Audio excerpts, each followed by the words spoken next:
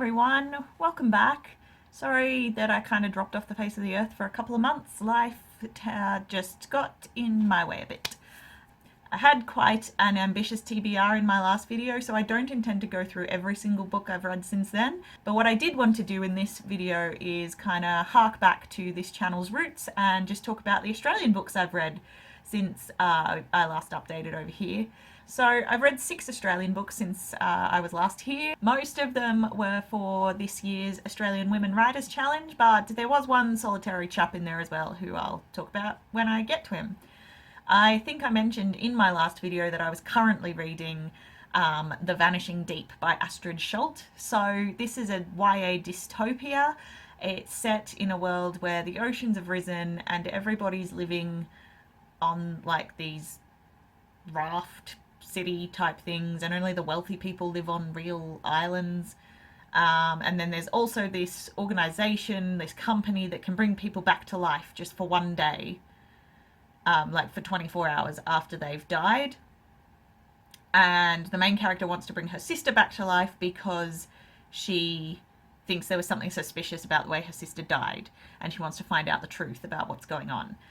And that, like, you'd think that sounds really cool, but the world building was all a bit flimsy. I found it fell apart really quickly for me, and I did not invest in any of the characters at all. So this was a 2-star read for me, and last year I DNF'd the author's other book, For Dead Queens. So I have come to the conclusion that Astrid Schult is just not an author for me, which is okay, and I just won't seek out any of her other books going forward. After that, I read Uncook Yourself by Nat's What I Reckon. Nat is a YouTuber who's been around for quite a while now, but he went viral last year during lockdown with his end of days bolognese recipe. There was a lot of controversy because he added milk to the bolognese sauce, and people were having very big arguments about whether that is appropriate or not. But apparently it is what they do traditionally in Bologna, so who knew? Anyway, so if you have watched Nat's channel, the book sounds exactly like him. He just sort of rambles on and he swears a lot. And it was good fun. It's sort of like part memoir, part self-help kind of thing. And there are a few recipes in there as well as some illustrations that he commissioned from local Sydney artists. So that's really cool. I did feel that he started rambling a bit too much and started repeating himself, and it could have all been sort of pared back a bit with a good edit. But overall it was enjoyable, and I gave it 3 stars. And I think if you like his channel, you should check that one out. I'll put the link down below because everybody should check out his channel. He's good fun. Next up, I read another dystopia called Sky on Fire by Jessie Grayson. And I enjoyed it a lot more than The Vanishing Deep, I've got to be honest. This one is set in Brisbane. There's like a lot of climate change going on. There are solar flares. There's, mutations from solar flares, all this sort of stuff going on. There's flooding, like, intense world-ending flooding kind of thing. It's high action, fast-paced. It was very exciting. It was a good read. The only thing that bothered me were there were some, like, pretty glaring plot inconsistencies. Like, for example, at the beginning of the book, they're like, oh no, the pirates and the gangs have looted that thing, so we can no longer go there for supplies.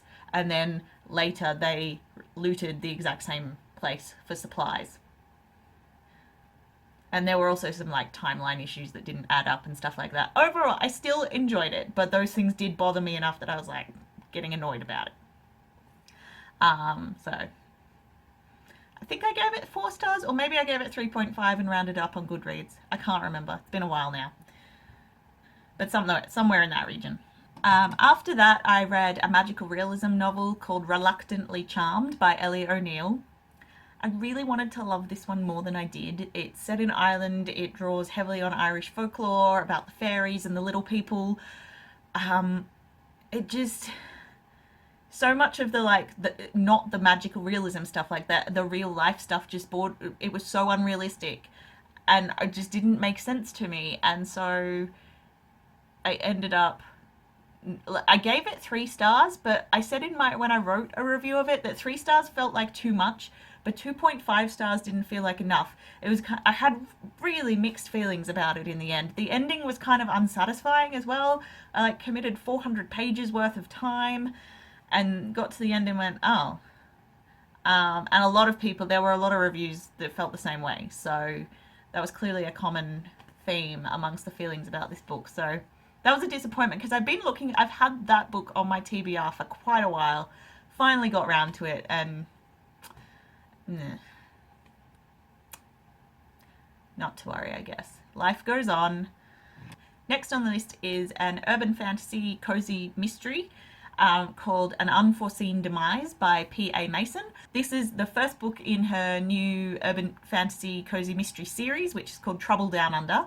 The main character, Cat Crow, is part of a family of American witches, and she visits Australia after the death of her great aunt who lived out here, and ends up getting embroiled in a bit of an investigation into her aunt's death because her aunt was a seer but seemingly didn't foresee her death.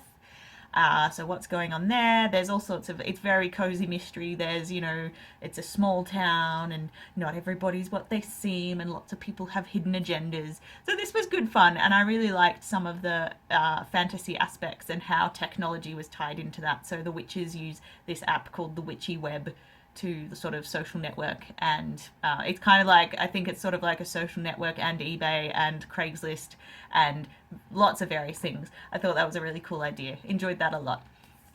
So this one got 4 stars from me, and I will definitely be reading the next one in the series when it comes out. I think, I don't know, soon, in the next few months, I guess. So that'll be a good fun. Last but not least, yesterday I finished the audiobook of Dead Man's Switch, which is the first book in the Billy Walker mysteries by Tara Moss. This is historical fiction. It's set in 1946, just after the war.